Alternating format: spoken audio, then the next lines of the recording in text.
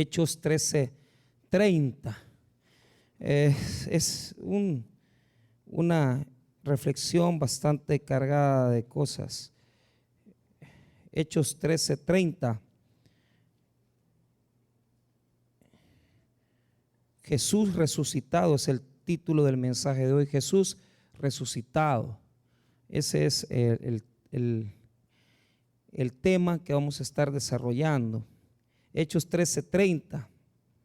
Muy bien, aquí vamos a entrar ya en la parte final de, digamos, no la parte final del sermón de Pablo, sino que vamos a entrar en la parte final de la etapa donde predica a Jesús. Entonces, ya le voy a explicar un poquito acerca de esto. Hechos 13:30, la palabra de Dios dice así: mas Dios le levantó de los muertos y él se apareció durante muchos días a los que habían subido juntamente con él de Galilea a Jerusalén, los cuales ahora son sus testigos ante el pueblo. Y nosotros también os anunciamos el evangelio de aquella promesa hecha a nuestros padres, la cual Dios ha cumplido a los hijos de ellos, a nosotros, resucitando a Jesús, como está escrito también en el Salmo 2: mi hijo eres tú, yo te he engendrado hoy. 34. Y en cuanto a que le levantó de los muertos para nunca más volver a corrupción, lo dijo así: os daré las misericordias fieles de David. Por eso dice también en otro salmo: no permitirás que tu santo vea corrupción, porque a la verdad David, habiendo servido a su propia generación según la voluntad de Dios, durmió y fue reunido con sus padres y vio corrupción, mas aquel a quien Dios levantó no vio corrupción. Hasta ahí vamos a leer. Padre, te damos las gracias por tu maravillosa palabra. Oramos, bendito Dios, para que tu Espíritu Santo nos entrene, nos ministre, nos fortalezca a través, bendito Dios, de esta enseñanza. Desde ya oramos por aquellas personas, Señor, que tal vez no conocen a Jesús. Oramos para que tú les ministres, que tú les ayudes a recibirte como Salvador, y oramos, bendito Padre, para que nos des una enseñanza que pueda fortalecer nuestros corazones. En el nombre de Jesús, amén y amén. Tomen asiento. Muy bien. Vamos a ver por dónde le entramos a esto. Muy bien. Estamos en la mitad del discurso del sermón del apóstol. Estamos ya en el núcleo del sermón. Hemos dicho desde la semana pasada que tiene 3 etapas, ¿verdad? El sermón de Pablo. Y les demostré, para que lo marcaran, cuáles son las diferentes estructuras del sermón. Si ustedes recordarán, podemos encontrar, ¿verdad?, en varias etapas la misma palabra para dividir el sermón, ¿verdad? Entonces, en este momento, la semana pasada, nosotros comenzamos dividiendo el sermón. Veamos aquí la primera división natural que tiene el sermón.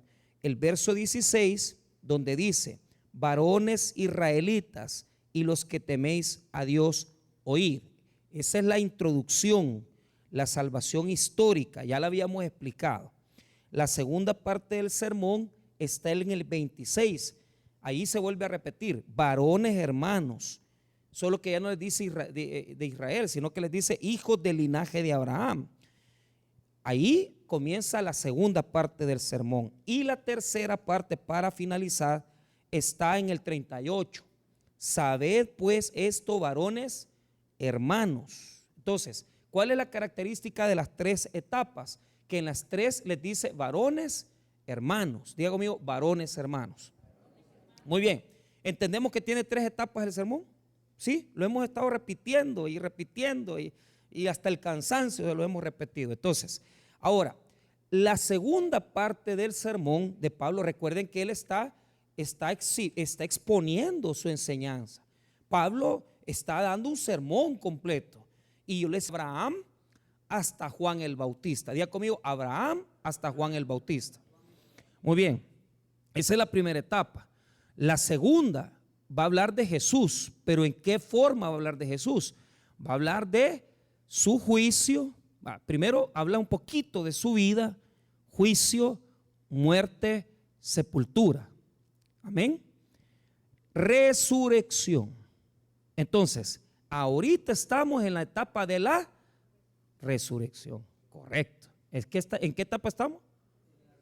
Vale, porque ya vimos, ¿qué vimos? El juicio injusto, vimos la muerte y sepultura, ¿sí o no? Desde el versículo 26, ¿hasta qué versículo vimos esto? Hasta el 29, ¿verdad? Léalo ahí, mírelo. 26, varones hermanos, hijos del linaje de Abraham, y los que entre vosotros teméis a Dios, a vosotros enviada la palabra de esta salvación. Porque los habitantes de Jerusalén y sus gobernantes, no conociendo a Jesús ni las palabras de los profetas que leen todos los días de reposo, las cumplieron al condenarle. Entonces, va a comenzar un alegato de toda la muerte de Jesús. Pero, póngame atención, les enseñé la semana pasada que Dios puede usar hasta los impíos. Es decir, Dios puede usar hasta aquellas personas que se rebelan en contra de Él. Entonces, la idea de la muerte y sepultura termina en el 29. Márquelo ahí, mire, 29. Dice, y habiendo cumplido todas las cosas que de él estaban escritas, quitándolo del madero, lo pusieron en él. Y dijimos, ¿quién lo enterró? ¿Quién enterró a Jesús? Aquí me respondieron la semana pasada. ¿Quién fue el que me respondió? ¿Quiénes fueron los que enterraron a Jesús? Exacto. Entonces ellos eran discípulos de Jesús. Amén. Eran hombres obedientes a Jesús. Entonces, los impíos fueron usados en su desobediencia para que se cumpliera la palabra profética, que iba a morir en manos de los impíos. Y los obedientes fueron usados por Dios para bajar el cuerpo, para poder meterlo en la sepultura y poder, hermanos, en ese momento dar a Jesús la sepultura digna, porque la profecía decía que iba a morir en medio de los malhechores, ¿verdad? Pero su sepultura debe ser con los ricos, es decir, con aquellos que tenían poder, ¿verdad? Entonces, eso lo vimos la semana pasada. Entonces, hasta aquí la sepultura. Ahora, en el 29, después de la gran humillación que le han dado, es decir, que ha muerto en un madero, cumpliendo otra profecía, ¿verdad?, declarada en Deuteronomio, que dice que es maldito todo aquel que muere en el madero, porque incluso no dice cruz, sino que note ahí, mire el 29, no dice, no quiere decir, no quiere usar la palabra cruz, sino que quiere utilizar la palabra madero, para que se cumpla aquella declaración de Deuteronomio que dice que es maldito todo aquel que muere en el madero. Entonces, hasta el 29 se cumple la muerte y sepultura. Ahí cerramos muerte y sepultura, pero ha sido humillante, ¿verdad? Que ha sido humillante, degradante y triste. Entonces, si Pablo está predicando a un Mesías, está predicando a Jesucristo y está contando que ha sido muerto, entonces hasta aquí los tiene impresionados. ¿Por qué razón? Porque ellos estaban esperando que les hablara de un Mesías reinante, un Mesías poderoso, y hasta ahorita Pablo lo único que les ha contado es de la injusticia que ha hecho Israel, ¿verdad? Y los gobernantes, ¿verdad? Con Jesucristo. Entonces, ahora, desde el verso 30 en adelante hasta el verso número 37, él va a hablar de la resurrección y de los eventos de la resurrección. Entonces, aquel Jesús que murió humillantemente, aquel Jesús que fue degradado a lo sumo, aquel Jesús que tuvo que venir y entrar en el lodo cenagoso del pecado y la impiedad del hombre, ahora va a ser exaltado a través de la resurrección que le va a dar su Padre después de ser resucitado, después de haber estado enterrado en la sepultura tres días, es decir, va a resucitar al tercer día. Por eso es importante que usted entienda que a Jesús no solamente se le tiene que predicar en el madero, ni solo tener símbolos del madero. A Jesús hay que predicarlo resucitado y vivo, porque si no se predica las etapas, muerte, sepultura y resurrección, no está completa la acción salvífica de Dios en Jesucristo. Ahora, desde el verso 30 vamos a analizar y vamos a tocar los versículos que tienen que ver con la resurrección eminente y prominente del Señor Jesucristo. Muy bien, en el verso número 30 va a declarar la exaltación, es decir, ya nos dijo que fue humillado en el proceso, que fue bajado del madero, ¿verdad? Que ya sabemos nosotros que fue José de Arimatea y Nicodemo en el 29. Ahora, mire el 30. Mas Dios le levantó de los muertos. Diga conmigo, poder. O sea, ¿qué poder hay en el verso 30? Porque ahí está resumida nuestra fe. Nuestra fe se basa en la adoración y la exaltación de un Dios resucitado, de Jesucristo, que venció la muerte. Entonces, cuando dice que Dios lo levantó de los muertos, usted tiene que entender que así como Dios tuvo un gran poder para crear todo lo que usted ve, cuando dice el Génesis, creó Dios los cielos y la tierra. Imagínense el poder que usó Dios para poder crear.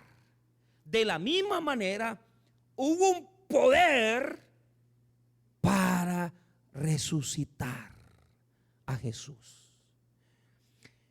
Entonces, claro, en muchos textos usted va a notar que dice que el Espíritu Santo, a través del Espíritu Santo lo resucitó. Otros textos dicen que solo Dios lo resucitó, que solo el Padre lo resucitó. Y en otros textos va a decir que Jesús mismo resucitó. Entonces, las tres connotaciones son igual de poderosas, porque para vencer la muerte nadie la ha podido vencer, hermano. Por lo tanto, el verso 30, después de ir en decadencia, después de decirnos que ha ido en un proceso judicial, después de decirnos que está en el madero en condición de maldición, en el verso 30 hay un poder divino que nos declara a Dios que a través de su poderosa obra fue resucitado Jesucristo. Hay un cambio, hay una transición del verso 29 al 30, hay un cambio poderoso, porque en el 29 hay muerte, pero en el 30 hay vida. Nuestros sermones, nuestra evangelización, nuestra predicación debe de estar enfocada en ambos lados, tanto en el hecho de la muerte de Jesús como en la resurrección de Jesús.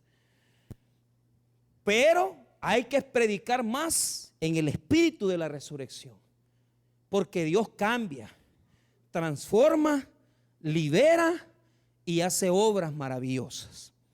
Muy bien, ahora entrémosle al 31, los acontecimientos que se suscitaron después de Jesús haber resucitado. 31, veamos, se dividen en tres categorías de teología, tres divisiones poderosas. Primero, hay que tener cuidado, porque el 31 va a hacer un énfasis. Y note usted, solo lee el 31, así por encima.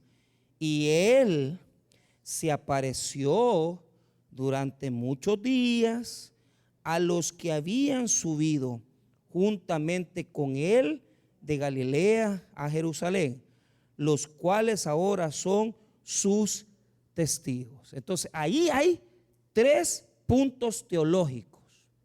Primero, resurrección. Segundo, apariciones. Y tercero, testigos. Primero, resurrección. Segundo, apariciones.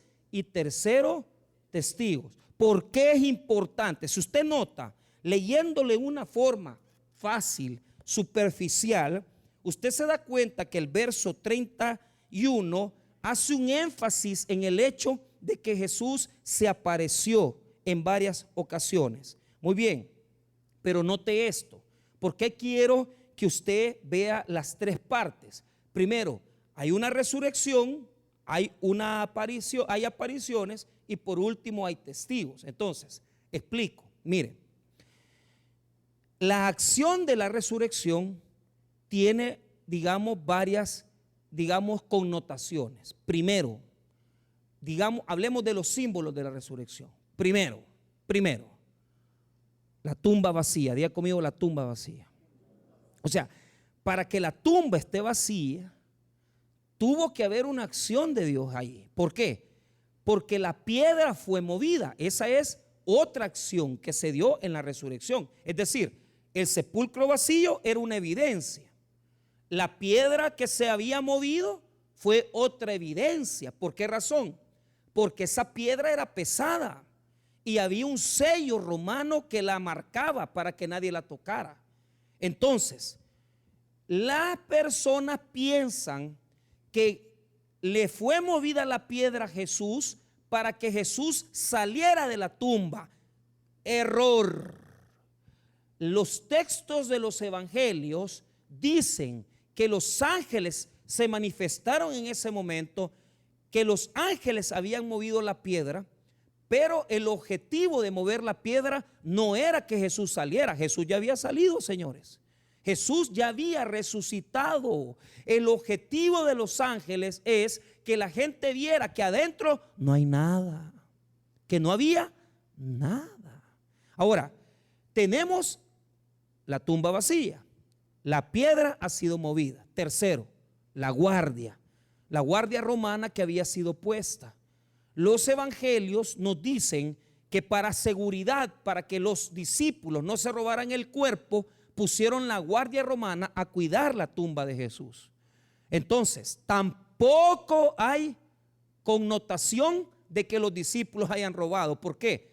Porque la guardia romana fue a hablar con los grandes, ¿verdad?, religiosos del tiempo y le dijeron: mire, nos ha pasado esta situación, vea lo que sucedió. Vaya rápido a Mateo capítulo número 27. Mateo 27, mire lo que sucedió ahí. La guardia romana fue a notificar a los religiosos y les dijo: miren, ha sucedido esta situación y ahora ¿qué hacemos? Mateo 27, versículo 62 en adelante.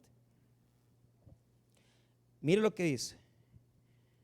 Si usted nota, hay un énfasis en mostrarnos que Jesús fue sepultado y que la tumba fue cuidada también por la guardia. Mire el 62. Al día siguiente, que es después de la preparación, se reunieron los principales sacerdotes y los fariseos ante Pilato, diciendo: Señor, nos acordamos que aquel engañador dijo, viviendo aún, después de 3 días resucitaré.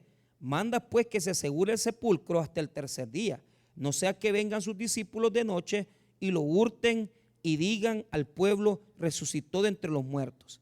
Y será el postrer error peor que el primero. Y Pilato les dijo: ahí tenéis una guardia, id a asegurarlo como sabéis. Entonces ellos fueron, aseguraron el sepulcro, sellando la piedra y poniendo la guardia. Entonces, primera evidencia, el sepulcro vacío. Segunda evidencia, la piedra movida y el sello roto. Tercera evidencia, la guardia romana. Vea el informe de la guardia. Lea más abajo en Mateo 28, verso 11. Mire lo que dice.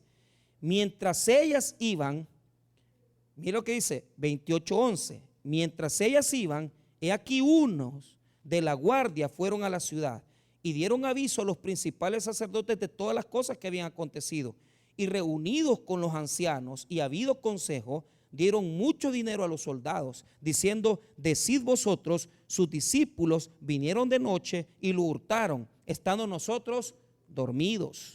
14. Y si esto lo oyera el gobernador, nosotros le persuadiremos y os pondremos a salvo. Y ellos, tomando el dinero, hicieron como se les había instruido. Este dicho se ha divulgado entre los judíos hasta el día de... Ahora, ¿qué es lo que está sucediendo? ¿Cómo vas a creer que le vas a decir a los soldados romanos? Mira, si te preguntan, las autoridades digan que vinieron los discípulos de este que estaban sepultados y que ellos se robaron el cuerpo. ¿Y cómo? Si ellos estaban dormidos, no se pudieron haber dado cuenta. Si ellos se dan cuenta que los discípulos hubieran ido a sacar el cadáver, lo que hubiera pasado es que los hubieran asesinado. Entonces, esta postura de la guardia es totalmente una falacia, porque las autoridades sobornaron a los soldados para que dijeran que había sido el robado el cuerpo, y el cuerpo no había sido robado. ¿Y cuál era la coartada que tenían que usar? Estábamos dormidos cuando vinieron a robárselo. ¿Y cómo te fijas? No estabas dormido y roncando, pues. Ya estaban dormidos. ¿Y cómo se iban a fijar que los discípulos iban a venir a sacar el cadáver? No podían haberlo hecho así. Entonces, tenemos el sepulcro vacío, la piedra que ha sido movida, el sello que ha sido roto y la guardia, que son también testigos de la resurrección. Ahora, ponga atención en esto. Las apariciones es la evidencia más concreta de la resurrección. Entonces, ponga atención. El evento de la resurrección los componen los 4 elementos: la tumba vacía, la piedra movida, la guardia que ha sido sobornada y las apariciones. Porque si no se hubiera aparecido, no pueden decir que está resucitado y vivo. Entonces, fíjese que hay mucha gente que esto no lo sabe ni se los han contado, hermano. O sea, porque para resurrección, sí, la resurrección tiene 4 etapas, tiene 4 evidencias, tiene 4 elementos de evidencia que me demuestran que Cristo ha resucitado. Que no pudieron haberle robado el cuerpo, que no pudieron haber venido los discípulos a sacar el cadáver, que no pudieron haber venido a mover la piedra, y mucho menos, hermano, mucho menos que es una alucinación. Diga conmigo, una alucinación. ¿Por qué? Si uno hubiera visto a Cristo resucitado, puede ser mentira. ¿Sí o no? Si a mí me dice usted, fíjese que ayer vi a un hermano que se ha muerto, ahí me vino a aruñar, a jalar las patas, yo voy a dudar de eso.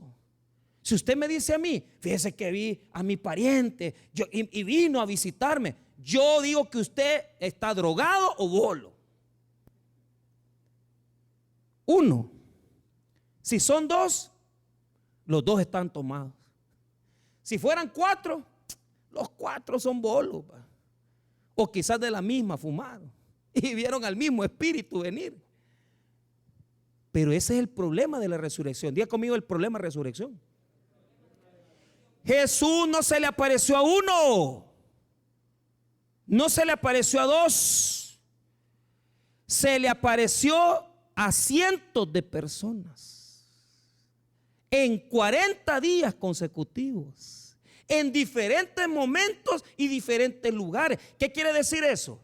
Que Jesús habló, comió, se comunicó cuando venció la muerte. Es decir, cuando Jesús resucitó, no resucitó como un espíritu fantasmagórico, no resucitó como un ser que estaba en el más allá. Cuando Jesús resucitó, se le apareció a los discípulos, se le apareció a diferentes personas en 40 días consecutivos. Por lo tanto, la resurrección no es una farsa, sino que la resurrección es una verdad testificada por muchos testigos que vieron a Jesús resucitado.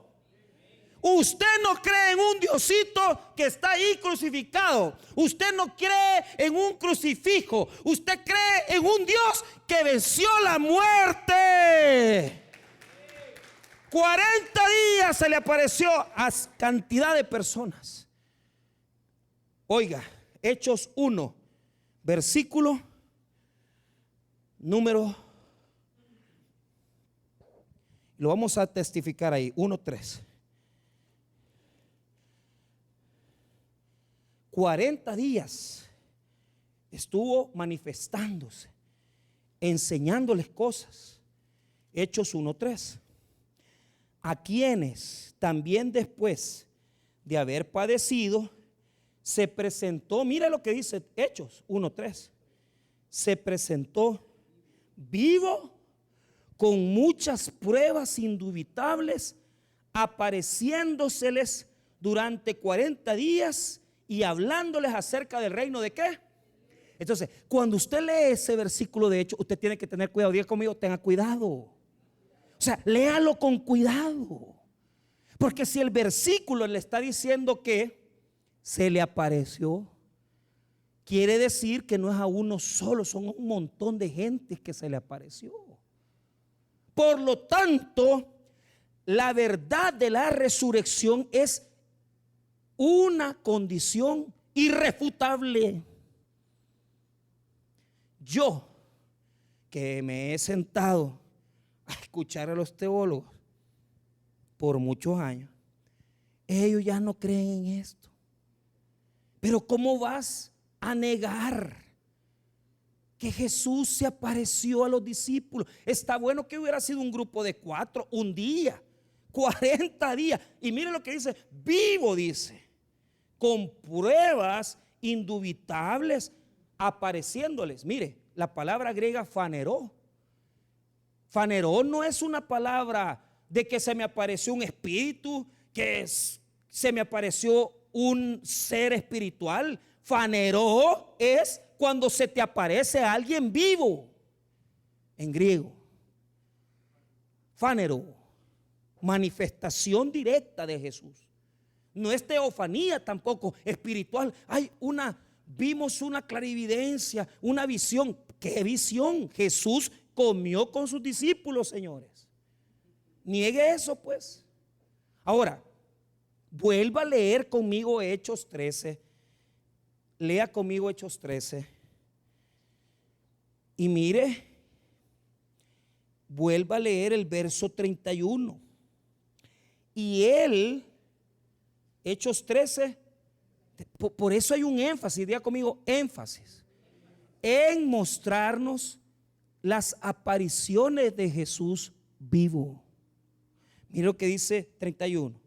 Y él se apareció durante muchos días, dice, a los que habían subido juntamente con él de Galilea a Jerusalén, a los cuales ahora son testigos, sus testigos ante el pueblo. ¿Por qué nos dice eso el versículo?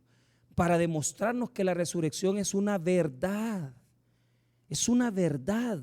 No estamos hablando teología. Estamos hablando de un hecho real, importante, relevante, porque es lo que hace nuestra fe diferente.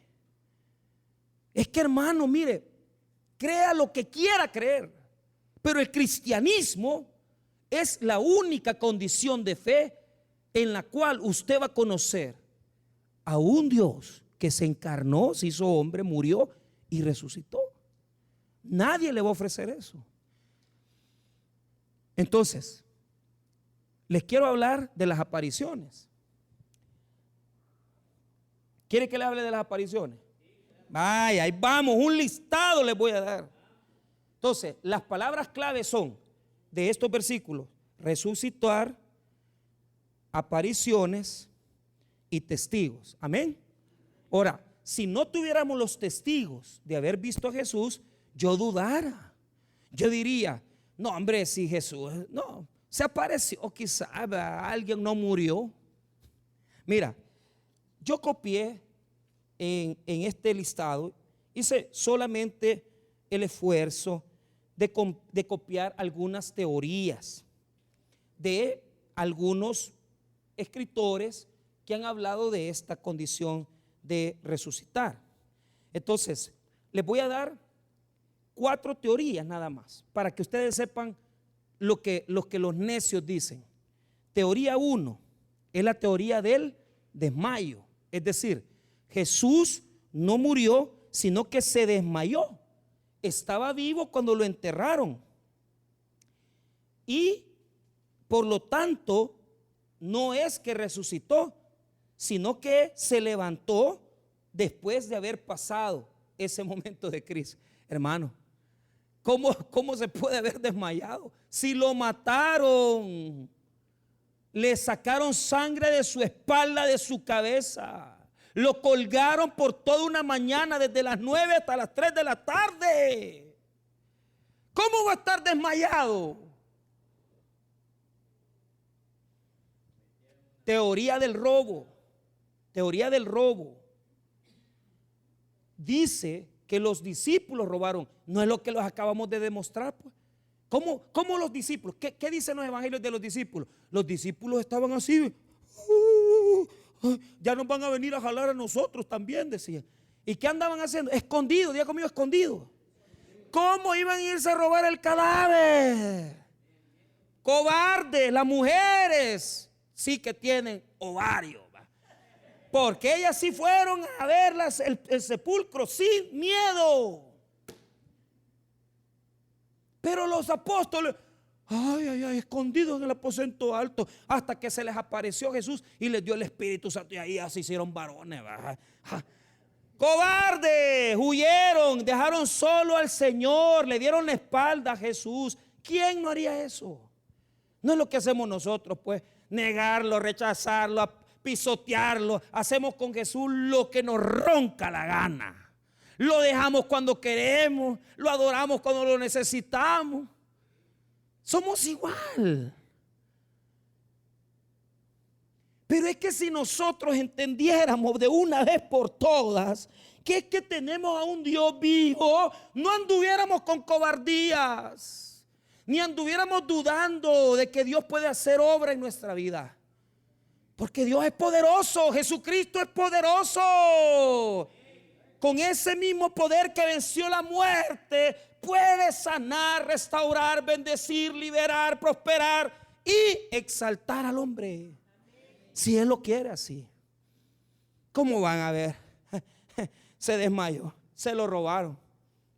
Tercera, la teoría de la alucinación. ¿Y cómo van a alucinar? Todos los testigos de la resurrección. ¿Cómo? No pueden alucinar. Estas posturas yo las saqué de ese libro bonito de evidencias que merecen un veredicto de Josh McDowell, creo que se lo escribió. Es un libro viejo, hermano. Viejo, amarillo. Ahí lo voy a traer, le voy a comprar nuevos para que lo compren. Porque ese libro hay que tenerlo para que cuando a usted le pregunten, usted sepa qué contestar. Ese libro hay que tenerlo. Yo por eso nunca lo he votado. He estado tentado de quererlo votar. Porque yo digo, este libro ya muy viejo. Pero fíjese que me pasa que cada año que voy a predicar en Semana Santa, ese libro me saca de agua, fíjese. Porque resume las posturas teológicas. Se llama Evidencias que merecen un veredicto. ¿Va? Y se los voy a traer y ahí lo compra, se los voy a dar barato para que no le voy a ganar más que solo $1. ¿Ah? Porque me puede venir la gasolina. ¿Qué creen que es de choto? No, hombre, aquí no está Will Salgado. Pero mire, lo compran y lo guardan y lo leen y se van a dar cuenta que es una belleza. Porque hay una edición nueva. Ok, otra teoría que fue la tumba equivocada. Entonces, al contrario, los evangelios dicen claramente que las mujeres vieron donde metieron y sepultaron a Jesús. Entonces, equivocarse, errar, no estaba en ese pensamiento de ellos. Entonces, podemos pasar aquí hablando de todas las teorías, pero quiero hacer un pequeño listado de las apariciones de Jesús. Rápido. He sacado 15 diferentes apariciones manifiestas de Jesús. Jesús se apareció resucitado. Primero, a María Magdalena. Solo voy a ir citando los textos, no los vaya a buscar porque no terminaríamos hoy. Juan 20:14, Marcos 16:9. Después Jesús se manifestó a las mujeres que volvieron a la tumba. Mateo 28, versos 9 y 10. Se manifestó a Pedro más tarde en el día. Lucas 24:34 y 1 Corintios 15:5. A los discípulos en Emaús, Lucas 24:36 al 43. A los apóstoles, Tomás ausente, Lucas 24:36 al 43. A los apóstoles, Tomás presente, Juan 20, 26 al 29. A los 7 junto al lago de Tiberíades, Juan 21 del 1 al 23. A una multitud de 500, además creyentes en una montaña en Galilea, Primera de Corintios 15, 6. A Santiago, Primera de Corintios 15, 7. A los 11, Mateo 28, 16 al 20. En la ascensión, Hechos 1 del 3 al 12. A Pablo, Hechos 9 del 3 al 6. A Esteban, Hechos 7, 55. A Pablo en el templo, Hechos 22, 17 al 21. A Juan en el libro de Apocalipsis, Apocalipsis 1, verso 10 al 19. Hermanos míos, usted no tiene un Dios como fantasma. Usted tiene al Hijo de Dios resucitado y vive y reina por los siglos de los siglos, eternamente y para siempre. Búsquelo, adórelo, exáltelo, ríndale homenaje, ríndale su vida, sírvale, ámelo, entréguese a Él. Él lo merece. No estamos bromeando. No estamos en una falsa fe ni religión. Estamos en Cristo, el Hijo de Dios. El Hijo de Dios viviente.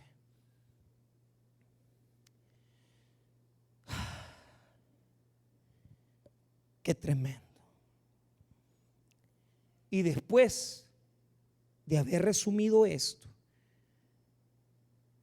en el 31, habiéndolo dividido por resurrección, apariciones y testigos, vamos a Hechos 13, versículo 32. Continuando. Y nosotros también os anunciamos el evangelio de aquella promesa hecha a nuestros padres, la cual Dios ha cumplido a los hijos de ellos, a nosotros, resucitando a Jesús, como está escrito también en el Salmo 2: mi hijo eres tú, yo te he engendrado hoy. Entonces, Pablo en el versículo 32 en adelante va a usar 3 diferentes citas del Antiguo Testamento. Una está en el libro de los Salmos, la otra está en el libro de Isaías y la última usted la va a encontrar en el mismo texto de Salmos 16. Pero veamos esto rápido. ¿Qué es lo que está diciendo Pablo aquí? Pablo ya les enseñó la muerte, sepultura y resurrección, pero ahora tiene que explicarles que esta acción de haber resucitado es lo que lo hace salvífico, lo que lo hace poderoso y con el poder de salvar a Jesús. Entonces, a partir de este momento, del versículo 32 en adelante, Pablo a lo que se va a referir es las evidencias del Antiguo Testamento que demuestran que se ha cumplido, que Dios ya había manifestado que el Mesías iba a resucitar. Entonces, a través de la resurrección que ya ha sido testificada en el Antiguo Testamento, ellos tienen garantía. Diga conmigo, garantía. ¿Por qué? Porque no es algo nuevo, ya estaba atestiguado, ya estaba profetizado. Pablo no se lo está inventando, señores. Pablo no está sacándose esto de la manga. Esto ya Dios lo había provisto. Ya Dios había establecido que el Mesías tenía que resucitar. Entonces, ahora, diga conmigo, les va a dar la buena nueva. ¿Y cuál es la buena nueva? Mira el 32. Y nosotros también os anunciamos el evangelio de aquella promesa hecha a nuestros padres. ¿Por qué razón? Porque a los padres se las había profetizado. En los Salmos, en Isaías, ya estaba profetizado. Diga conmigo, ya estaba profetizado. A los padres. Y ahora a los hijos, que son ellos, los de esa generación. Entonces, lo que estaba profetizado a los padres se está cumpliendo en los hijos, que en este caso es Pablo y la generación de Pablo. Es decir, las profecías que declaraban la resurrección del Mesías ya se habían escrito. Y por lo tanto la generación de Pablo iban a verlo con sus propios ojos. Ahora, note lo siguiente. El 33 dice así: la cual Dios ha cumplido a los hijos de ellos, a nosotros, resucitando a Jesús. Muy bien, aquí aparece el nombre de Jesús. Esta palabra es una acción donde Pablo está recalcando la acción de Dios en Jesucristo. Lo ha resucitado, lo ha puesto en un nivel diferente. Les voy a comentar algo rápido. Esta palabra resucitado aquí, anistemi en griego, fíjese que muchos traductores la traducen como que Dios levantó a Jesús, pero lo que está queriendo mostrar no es tanto la condición de resurrección, sino que lo que le ha dado Dios a Jesús. Entonces, lo levantó por el hecho de que él, hermanos míos, pongan atención, desde que resucitó, adquirió una posición distinta. Y la posición distinta que adquirió Jesús es la de rey. Diga conmigo, rey. Es decir, nos ha venido Pablo contando cómo se hizo hombre, lo enjuiciaron, lo mataron, lo sepultaron, lo pusieron en la cruz, lo sepultaron. Dios lo resucitó y ahora que ya se apareció a los testigos, ahora Dios le ha dado un lugar distinto. ¿Y cuál es ese lugar? Ahora Jesús ya no es ese hombre al que puedas maltratar, ya no es ese hombre al que puedas rechazar. Este Jesús se ha convertido en el rey a través de la resurrección. Vea cómo va el versículo. La cual Dios, 32, 33, la cual Dios ha cumplido a los hijos de ellos, a nosotros, resucitando a Jesús. ¿Sí? Nosotros traducimos anistemi como llevándolo a un nuevo levantamiento, a un nuevo nivel, punto y coma, como está escrito también en el Salmo 2: mi hijo eres tú, yo te he engendrado hoy. Entonces ponga atención en esto. Quiero que lea el Salmo capítulo 2, verso 7. Este salmo era un salmo de entronización. Salmo de entronización. Este salmo solamente se le adjudicaba a los reyes, a los hijos de los reyes que tomaban el reino en su poder. Salmo 2, verso 7. Este salmo se lee en todos los momentos en el Antiguo Testamento donde un rey tomaba posesión del reino. Un ejemplo, cuando el señor presidente de la República tomó posesión de la presidencia, se hizo un acto ceremonial. Se le condujo con la Constitución de la República y se le puso una banda presidencial. Porque de aquí en adelante él ya no es un ciudadano común. Él es el ciudadano presidente de la República de El Salvador. La categoría sube. Entonces, a través de la resurrección de Jesucristo, a través del vencimiento de los poderes del mal, Dios le ha otorgado a Jesús el poder. Mire lo que dice Salmos 2:7. Yo publicaré el decreto. Jehová me ha dicho, mi hijo eres tú, yo te engendré hoy. Pídeme y te daré por herencia las naciones y como posesión tuya los confines de la tierra. Los quebrantarás con vara de hierro, como vasija de alfarero, los desmenuzarás. ¿Qué le está dando ahí en ese salmo? ¿Qué atribución le estás dando ese salmo al nuevo rey? Se le corona, se le da el poder y ahora tiene el poder sobre todas las naciones. Aquel que nació en este mundo, que se encarnó en este mundo, que nadie le hizo caso, que nadie le puso atención, ya no es un carpintero, ya no es el judío de aquel del siglo I, ¿verdad?, de Palestina, al que puedan ver como algo efímero o insignificante. Jesús es rey. Él se lo ganó. Él se lo ganó a través de su sacrificio. No rechaces al rey, porque este salmo se leía a todo aquel que tomaba posesión, pero en este caso se le adjudica a Jesucristo, y no solamente lo va a ocupar Hechos, lo va a ocupar también Hebreos, y se le va a adjudicar a Jesús, porque la posición de Jesús ya no es igual que la de antes. Ahora, aquí hay una cuestión. Esta palabra, vea lo que dice el 7, Salmo 2:7. Yo publicaré el decreto. Jehová me ha dicho, mi hijo eres tú, yo te engendré hoy. Jesús es hijo de Dios. Jesús es hijo de Dios. Pero este versículo dice, yo te engendré, como que nació ahí. Ahí es donde tenemos que tener cuidado. ¿Por qué? Porque lo que está tomando Pablo es un ejemplo en el Salmo.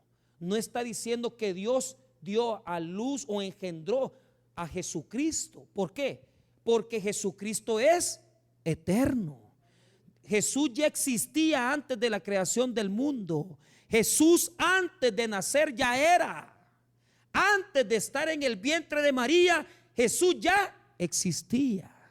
Por lo tanto, lo que ganó a través de la muerte no es nada más y nada menos, hermano, que el ser el rey, porque murió y resucitó, derecho legítimo.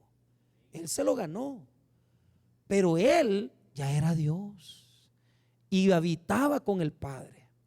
Entonces, no es que Dios ahí lo creó, no es que Dios ahí lo engendró, no, ahí le dio la presidencia de la República, ahí le dio la posición, ahí le dio el nivel, la categoría, ahí le dio todo el poder a través de la muerte y resurrección. Pero note esto, note esto. Vea lo que dice nuevamente Hechos 13, versículo número 34. Vuelvo a decirles, no es que él lo engendró, no, le está usando el texto bíblico para mostrar la nueva posición. Voy a leer a F.F. Bruce, que es un gran teólogo. Lo que está diciendo el texto es que Jesús está cumpliendo toda la misión terrenal que Dios le otorgó, incluyendo su nacimiento, muerte y resurrección. La cita misma no habla específicamente de la resurrección, de la muerte del Hijo, pero sí habla de la entronización del Hijo, y los versículos siguientes demuestran que Dios le ha dado todo su gobierno. Entonces, si bien es cierto, el Salmo no está hablando de resurrección, porque ya nos dijo que resucitó, ya lo estudiamos que se le apareció, estudiamos que Él se apareció ante muchos y que son sus testigos, eso ya está dicho. Lo que no estaba dicho es que a través de la resurrección Dios lo entronó como rey del universo. Por lo tanto, el versículo 33 nos demuestra que Jesús le fue otorgado una dignidad magnífica, excelsa, alta, grande ante la humanidad completa. Él es rey y se lo ha ganado. Ahora sí va a hablar de esa acción de resurrección. Mira el 34. Y en cuanto a que le levantó de los muertos, para nunca más volver a corrupción, lo dijo así: os daré las misericordias fieles de David. Ese es Isaías 55:3. Pero ponga atención, este versículo es de transición, ya termino ahorita. Es un versículo de transición. La explicación de esta fidelidad de David está en el verso 35. Es decir, Isaías 55:3 lo va a explicar con el siguiente versículo. Ponga atención en el verso 35. Por eso dice también en otro salmo: no permitirás que tu santo vea corrupción. Entonces, ¿a qué se está refiriendo? Que a través de la resurrección de Jesús nunca más verá la muerte. Nunca más verá la muerte. Jesús, habiendo resucitado, no morirá jamás. No conocerá la corrupción. Pero ponga atención, ¿por qué se lo digo? Porque en el catecismo católico ellos lo interpretan de otra forma diferente. Y se los voy a leer. Estoy en el catecismo de la Iglesia Católica, en el numeral 627. Dice: no dejarás que tu santo vea la corrupción. Escuche lo que dice: la muerte de Cristo fue una verdadera muerte, en cuanto que puso fin a su existencia humana y terrenal. Pero a causa de la unión que la persona del Hijo conservó con su cuerpo, esto no fue un despojo mortal como los demás, porque no era posible que la muerte lo dominase. Y por eso la virtud divina preservó de la corrupción al cuerpo de Cristo. Esto lo dijo Santo Tomás de Aquino, y citan los textos donde Santo Tomás lo declaró. De Cristo se puede decir a la vez: fue arrancado de la tierra de los vivos, y mi carne reposará en la esperanza de que no abandonarás mi alma en la mansión de los muertos, ni permitirás que tu santo experimente la corrupción. Entonces, el catolicismo romano se establece en su doctrina que como Jesús era divino y hombre, en el momento en que fue sepultado, el cuerpo no se corrompió en las horas siguientes de su muerte, porque la parte divina de Jesús preservó el cuerpo de Jesús. Ojo, eso no dice ese versículo, o dice sí ese versículo. ¿Qué es lo que está diciendo el versículo? Que Jesús no morirá jamás, nunca más. No está diciendo que no se va a descomponer. Si usted quiere hacer teología de eso, yo quiero decirle algo. Si Jesús nos salvó de la muerte, nos salvó completamente de la muerte. ¿Y cómo nos salvó? Él experimentó la muerte también, completa y totalmente como nosotros la experimentamos. En otras palabras, el cuerpo de Cristo tuvo que pasar por las etapas normales. ¿Por qué razón?